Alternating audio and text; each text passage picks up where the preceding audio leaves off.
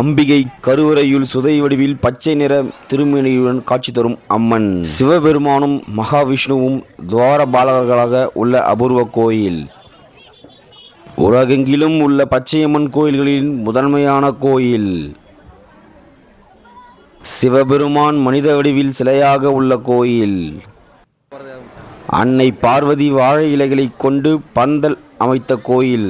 ஆதலால் இவ்வூர் வாழைப்பந்தல் என்று அழைக்கப்படுகிறது. 3 நதிகளும் சங்கமிக்கும் இடம் ஆதலால் முனுகப்பட்டு என்றும் அழைக்கப்படுகிறது.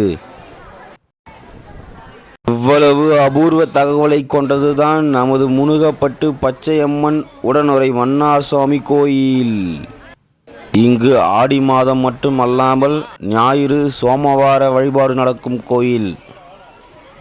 இந்த கோயில் பல மக்களுடைய குலதெய்வமாகவும் உள்ளது. பச்சையம்மன் கோயில் எந்தெந்த ஊரில் இருக்குதுன்னு கமெண்ட்ஸில் சொல்லுங்கள். அப்படியே உங்கள் ஃப்ரெண்ட்ஸுக்கு ஷேர் பண்ணுங்கள்.